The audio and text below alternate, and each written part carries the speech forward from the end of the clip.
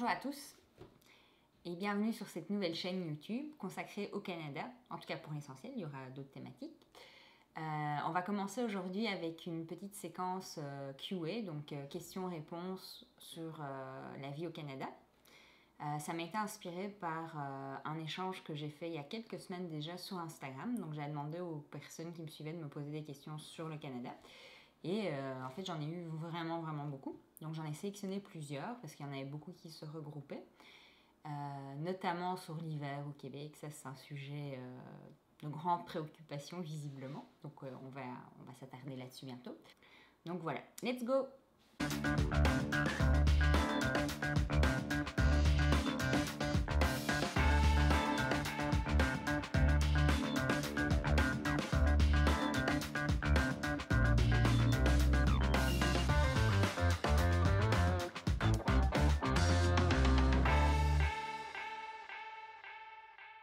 Première question.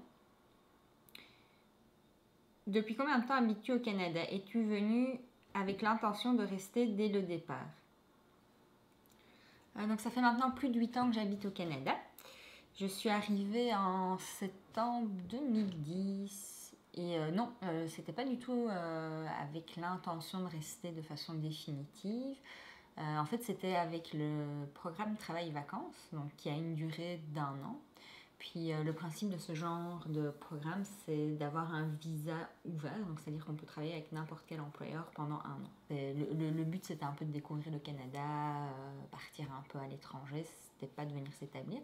Par contre, c'est vrai que après seulement, je dirais 2-3 semaines, je savais que je voulais rester ici de façon définitive. Deuxième question. L'hiver, ça se passe comment? Avec un smiley sourire. Ça va faire mon 9e hiver cette année, donc ça se passe bien, j'ai toujours tous mes doigts, j'ai pas d'engelure partout, je sors l'hiver, hein, je reste pas cloîtrée chez moi, donc oui, ça se passe bien, c'est très vivable. Évidemment, bon, pour moi la question a un peu deux sens, donc évidemment il y a l'aspect météo, qui est super important, mais il y a aussi l'aspect vie quotidienne. Donc l'aspect météo, on va tout de suite y répondre. Oui, il fait super froid. Il y a des journées où le mercure descend jusqu'à moins 30 degrés. Il y en a plusieurs dans l'année. Il peut y avoir du vent avec ça. Donc oui, il y a des journées extrêmement froides. Ça, c'est pas une rumeur, c'est un fait. À côté de ça, je m'habille pas du tout ici comme je m'habillais en Europe. Donc, mettons qu'il fasse moins 30 un jour, je vais m'habiller en conséquence. Aussi, les journées où il fait extrêmement froid comme ça, ce ne sont pas les journées où j'ai décidé le matin d'aller faire de la raquette pendant 40 km non plus. Donc, évidemment, on s'adapte un peu à la température. Puis, ce qu'il faut savoir aussi, c'est que, mettons une journée normale où je dois aller au travail, je vais simplement m'habiller un peu plus chaudement, mais sans exagérer non plus, parce que dans le fond, j'aurais juste à marcher jusqu'à mon stationnement, monter dans ma voiture, mon char, et me rendre au travail, descendre, puis marcher du stationnement jusqu'à mon bureau, éventuellement retourner dans ma voiture pour aller voir des clients, mais rien de bien extraordinaire.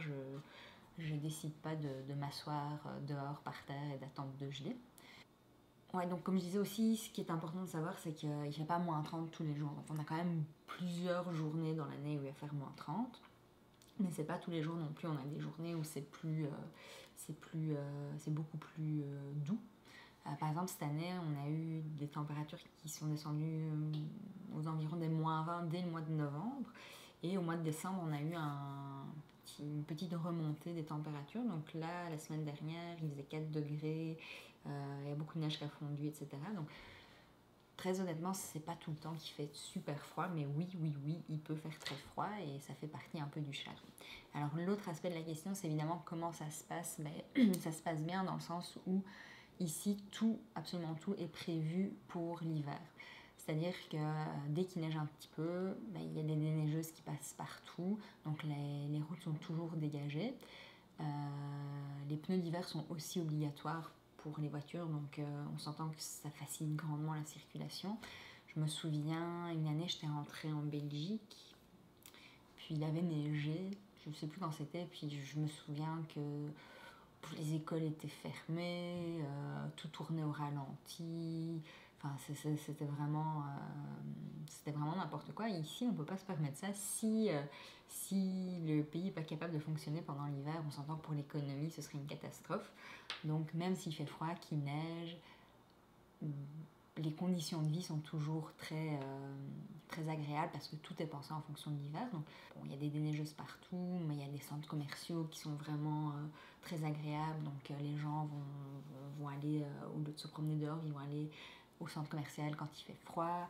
Il y a même des centres commerciaux où il y a carrément des parcs d'attractions à l'intérieur. D'ailleurs, je vais sûrement faire une vidéo là-dessus. Il y a plein d'activités intérieures l'hiver, donc on peut un petit peu choisir soit d'aller profiter de l'hiver avec les sports d'hiver, soit si on a trop froid ou qu'on n'a pas envie de sortir, il y a énormément d'alternatives à l'intérieur. Donc pour clôturer la réponse, ça se passe bien, c'est très vivable, puis tout est fait en fonction de l'hiver, donc ça reste quand même relativement agréable. Troisième question, quelle est ton activité hivernale préférée? Donc oui, j'ai eu beaucoup de questions au sujet de l'hiver. Mon activité hivernale préférée, en fait j'en ai pas juste une, j'en ai plusieurs. Il y a un centre d'amusement qui s'appelle le village vacances Valcartier. Puis en fait je sais pas comment expliquer ça. Donc c'est un centre extérieur, puis en fait il y a comme des espèces de mini pistes de ski, puis on peut les dévaler assis sur une bouée. Donc c'est vraiment super, c'est super drôle parce que tu as le plaisir de la vitesse sans les inconvénients. Donc évidemment pour skier, il faut savoir skier, ce qui n'est pas trop mon cas, en tout cas on skiait pas. Mais là on peut vraiment profiter de la vitesse puis se laisser aller sur les pentes. Il y a des pistes normales entre guillemets, donc chacun a sa bouée, donc on peut y aller à plusieurs, 4, 5, et on dévale ça tous ensemble, on accroche nos bouées ensemble, et donc c'est vraiment amusant. Puis il y a aussi une partie où on peut aller comme dans des espèces de gros rafts, puis là on descend tous dans le raft. Donc il y a des rafts droits qui vont droit, puis il y en a qui sont ronds, et donc là en plus de descendre super vite, ça tourne, puis quand on sort de là on a le mal de cœur, mais c'est vraiment génial. Donc ça c'est une de mes activités d'hiver préférées. Une autre activité que j'aime énormément, puis tous ceux qui me connaissent le savent, c'est le spa. Donc en fait c'est comme, je sais plus comment on dit en Europe, des thermes, tout ça. Puis ça se passe à l'extérieur, donc on a plein de bains chauds, il y a aussi des bains froids, mais ça j'avouerai que l'hiver je suis moins tentée d'aller dedans. Donc c'est des bains super chauds, puis l'hiver on met sa tuque, son bonnet, on met un petit peignoir, puis on se dépêche vite de parcourir le petit sentier pour aller directement au bain chaud. Donc l'espèce de décalage entre le moins 30 à l'extérieur puis la chaleur du bain, c'est vraiment quelque chose d'assez extraordinaire, je le recommande vraiment. Il y a aussi la version chalet avec spa, donc là vous louez un chalet avec tous vos amis ou ceux que vous appréciez du moins, et vous vous assurez qu'il y a un spa. Donc pendant la journée vous faites vos petites activités extérieures, la raquette, du ski, peu importe. Puis en milieu de journée, vous revenez, vous avez super froid, puis hop, vous allez vite vous changer et vous sautez directement dans le spa. Très très belle expérience également. Au niveau des sports d'hiver, donc je l'ai déjà dit, je ne fais pas de ski alpin. Je sais quand même tenir plus ou moins sur des skis, mais mettons que j'ai commencé ça très tard à l'université. Puis ça me prendrait vraiment encore beaucoup d'heures de cours pour être plus à l'aise que je ne le suis, donc je préfère le ski de fond. Puis il y a aussi quand même des montées et des descentes. Alors c'est assez récent en fait, j'avais déjà fait du ski de fond quand j'étais très jeune. Je me souviens que j'avais apprécié l'expérience, mais forcément j'en ai plus refait. J'ai recommencé l'an dernier, j'en ai refait une fois. Puis j'avais vraiment aimé, c'était justement par une journée très froide, il faisait moins 30. Et en fait, on avait super bon. Donc je me suis dit, ça c'est une excellente activité pour l'hiver quand il fait froid, parce que c'est un sport tellement complet que ça nous tient vraiment chaud. Donc là, j'ai recommencé, j'étais en refaire avec mes collègues. Et j'ai décidé cette année de louer des skis pour toute la saison. Donc comme ça va me permettre un peu de m'entraîner, puis de m'équiper plus niveau vêtements pour pouvoir en faire plus régulièrement. Donc le but cette année, c'est d'en faire au moins, plus ou moins toutes les 2 semaines. Donc voilà, ce sont mes 3 activités hivernales préférées. Alors, 4e question. La mentalité est-elle différente ? La réponse, oui, la mentalité est différente. Premièrement parce qu'on est en Amérique du Nord, ça c'est une chose, donc il y a quand même la différence Europe-Amérique du Nord. Et ensuite aussi, on est au Canada, puis moi j'habite à Québec, donc au Québec, donc c'est aussi toutes des mentalités différentes. Donc il y a la touche nord-américaine, et puis il y a les particularités canadiennes puis québécoises. Au niveau des différences, il y en a vraiment beaucoup. Pour moi, les différences sont assez positives. C'est pas des choses qui sont dérangeantes, bien au contraire. Donc déjà, les gens sont très détendus, beaucoup plus qu'en Europe. Les gens ne se jugent pas du tout entre eux. Donc il y a moins de jalousie un peu. Enfin, je trouve, hein, c'est mon opinion personnelle, mais je trouve qu'en Europe, les gens ont un peu plus tendance à jalouser leurs voisins, à être envieux et tout ça. Ici, pas tellement. Les gens, quand il t'arrive quelque chose de bien, ils sont vraiment contents pour toi. Par exemple, un truc que je trouvais vraiment le fun, c'est par exemple quand tu achètes une nouvelle voiture, les gens ils te félicitent pour l'achat de ta nouvelle voiture. C'est assez drôle. Donc il y a ça. Alors du coup, vu qu'ils se jugent beaucoup moins, ils ont aussi beaucoup moins peur du regard des autres, donc ils s'assument beaucoup plus dans leurs choix, dans ce qu'ils font, etc. Dans les gens que je connais, il y en a énormément, par exemple, qui à 30, 40, 50 ans décident de changer complètement de carrière, puis le font sans se soucier de ce qu'on va dire, ce qu'on va penser, parce qu'en fait, les gens ne médisent pas tant.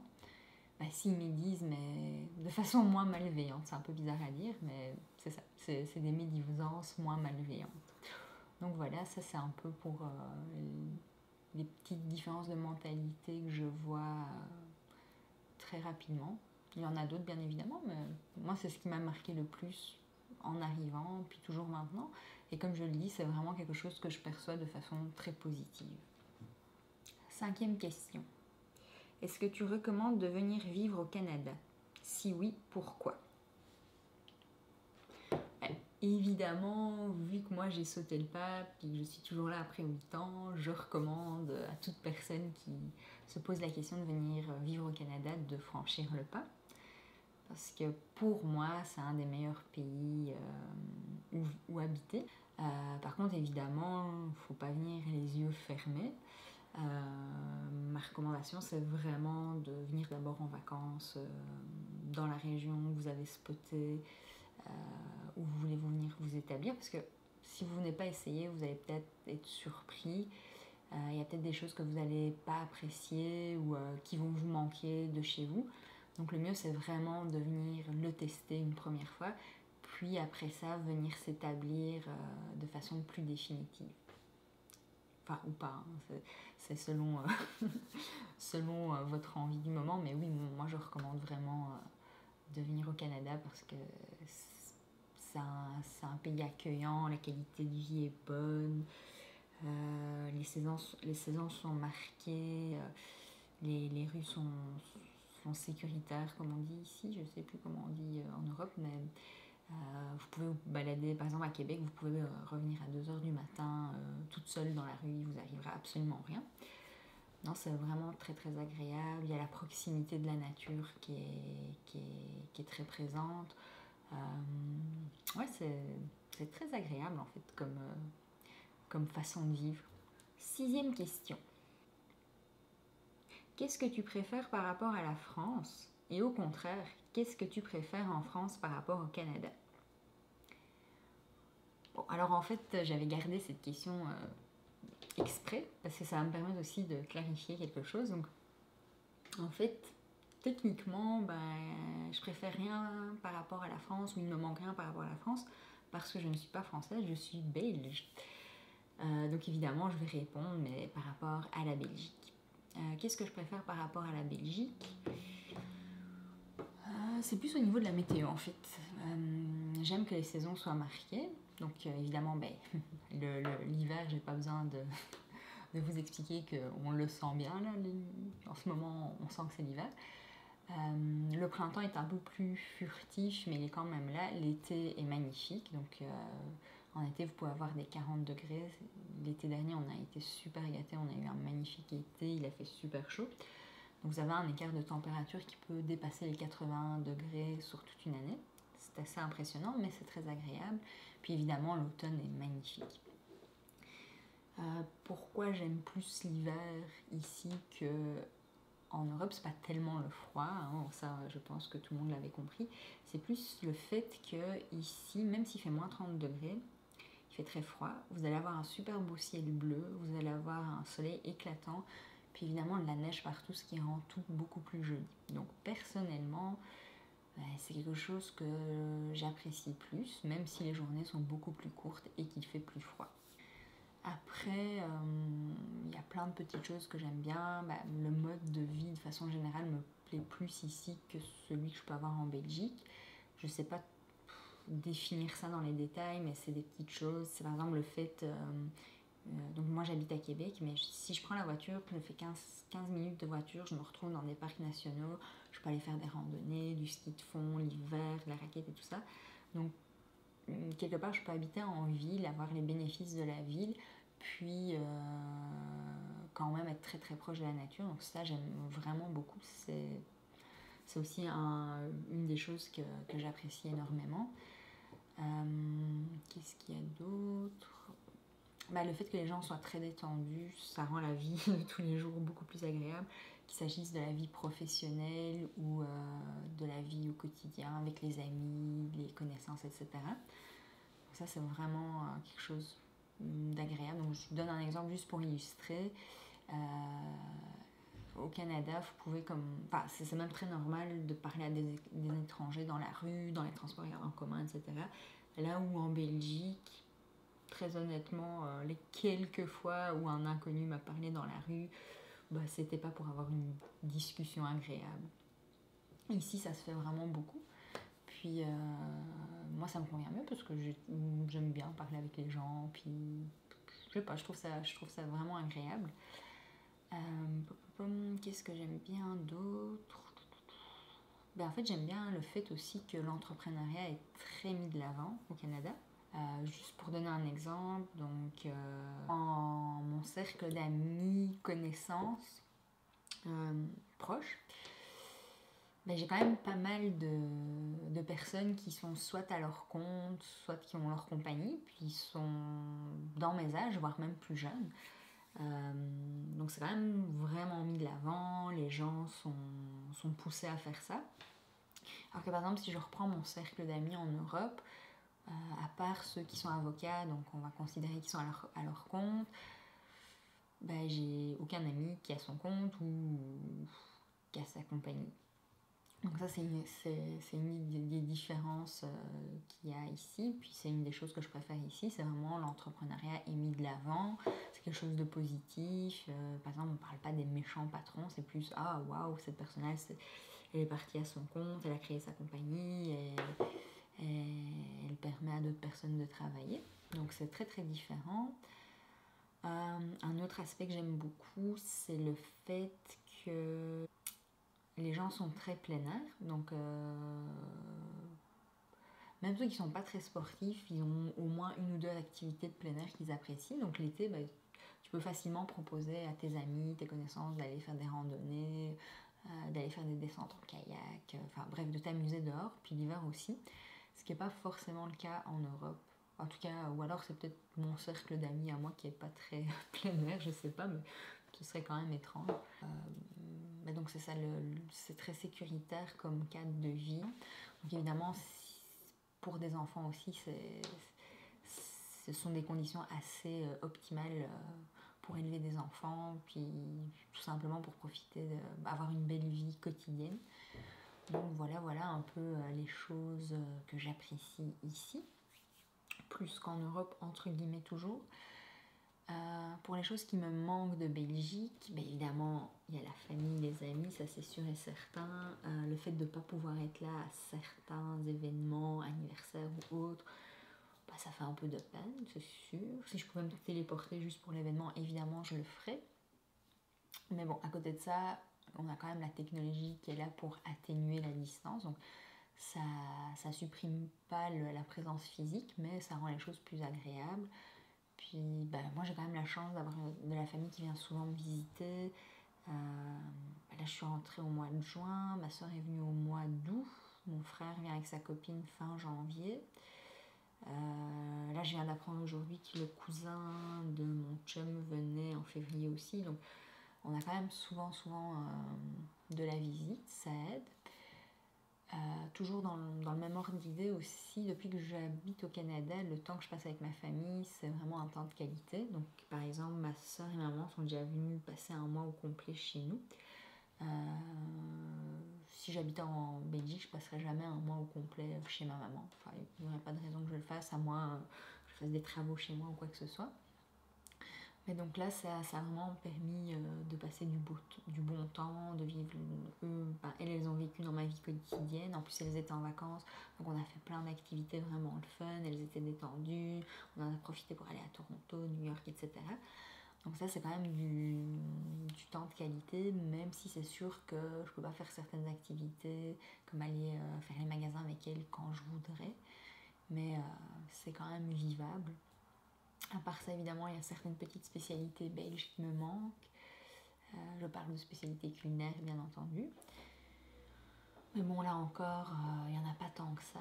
Maintenant, il y a même du spéculoos dans tous les supermarchés. De la pâte à tartiner spéculoos. Il y a le choix entre la classique ou la croquante. Donc, il y a quand même énormément de produits qu'on peut trouver soit en épicerie. En épicerie, ici, on dit épicerie pour supermarché. Donc on va dire en épicerie / supermarché normaux. Ou alors il y a aussi des épiceries spécialisées avec des spécialités européennes. Donc ça se vit quand même bien, mais c'est sûr que des fois une petite tartorie, ça se mangerait bien. Donc autre question. Quel est le truc le plus complexe à gérer quand tu t'installes au Québec? Ça c'est une bonne question. Et j'ai envie de dire, en fait, ça dépend vraiment dans quel contexte tu viens t'installer, enfin, comment tu viens t'installer au Québec. Donc moi, par exemple, j'ai eu beaucoup de chance parce que je venais pas avec un projet de m'installer. Donc j'étais très jeune, j'avais 24 ans, j'avais travaillé, ça faisait pas tout à fait une année. J'étais pas encore vraiment, comment dire, installée dans ma vie belge.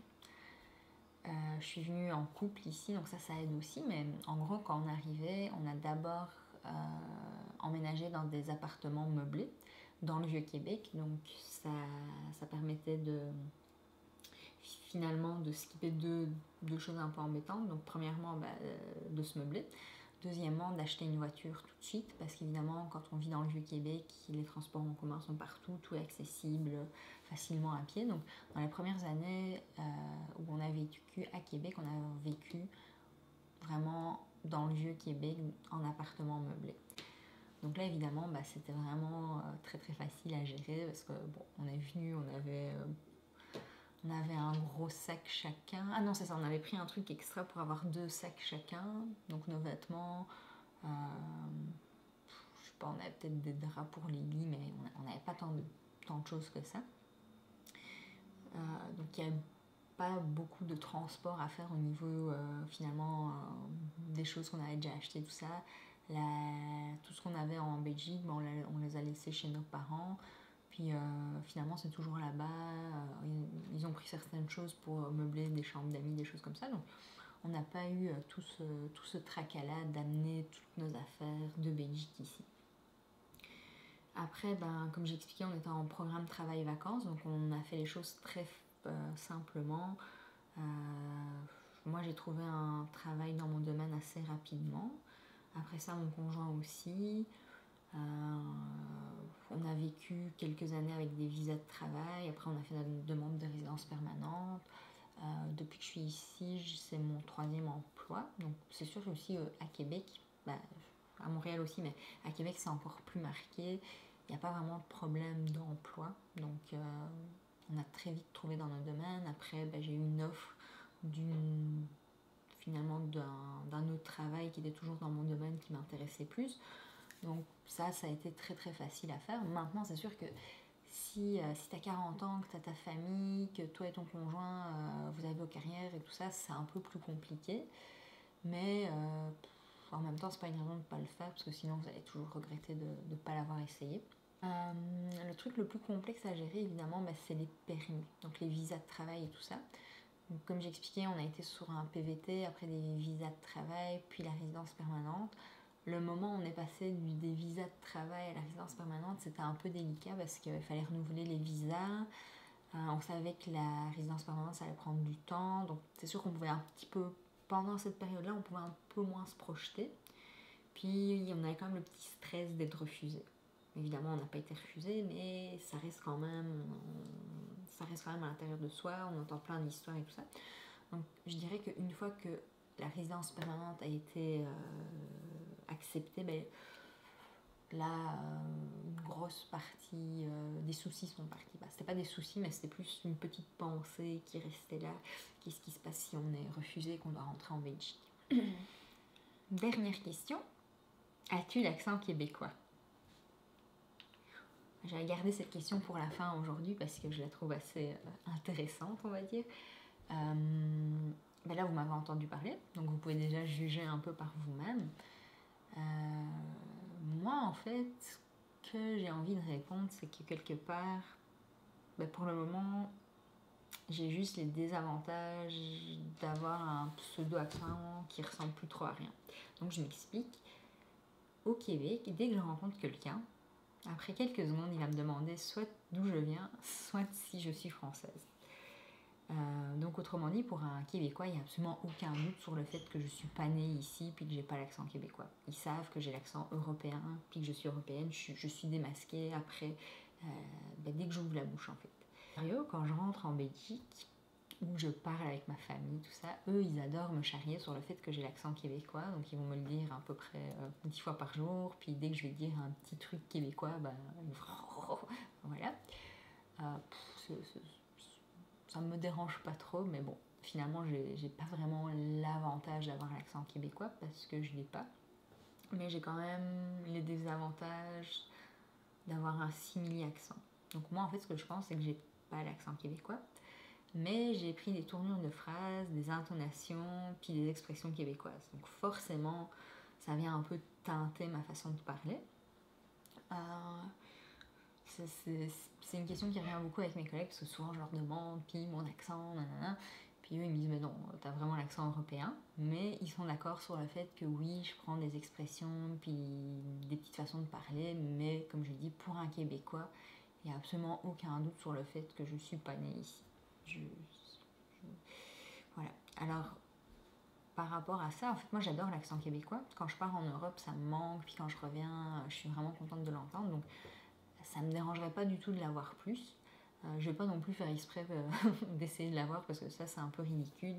Je trouve les gens qui font ça, en fait, on l'entend, qu'ils se forcent, et que c'est pas naturel, puis ils ont juste l'air un peu idiots. Mais par contre, si l'accent québécois devait venir s'emparer de moi, je ne lutterais pas spécialement parce que j'aime bien cet accent. Puis plus tard, j'aimerais bien avoir des enfants, donc j'espère qu'ils auront l'accent québécois. Après, a priori, ils devraient l'avoir. Donc voilà, ça clôture cette question de l'accent québécois. Et avant de terminer, je voulais juste préciser une petite chose. Vous avez sûrement remarqué, j'ai absolument pas pris des questions sur l'immigration. Pour la simple et bonne raison que je ne suis pas du tout spécialisée là-dedans. Je suis arrivée à 8 ans, donc les choses ont déjà beaucoup évolué depuis. Donc je ne suis peut-être pas la meilleure personne au monde pour vous guider là-dedans. Par contre, il est prévu que je fasse une vidéo en partenariat avec des personnes qui, elles, sont spécialisées là-dedans. Je vous en parlerai prochainement. Et donc voilà, merci beaucoup de m'avoir écouté pour cette première vidéo. Comme je le disais, il y en aura sûrement d'autres. Il faut juste que je me trouve un petit rythme pour les faire. Il y aura des vidéos un peu questions-réponses comme ça, mais il y aura aussi des vidéos un peu plus d'ambiance, vie au Québec, etc. Donc si vous voulez en voir plus, abonnez-vous à ma chaîne ou Vous pouvez aussi me suivre sur Instagram. Donc je publie quand même pas mal de choses sur la vie au Québec. Je fais beaucoup de stories, etc. Donc voilà. Merci beaucoup et à la prochaine fois.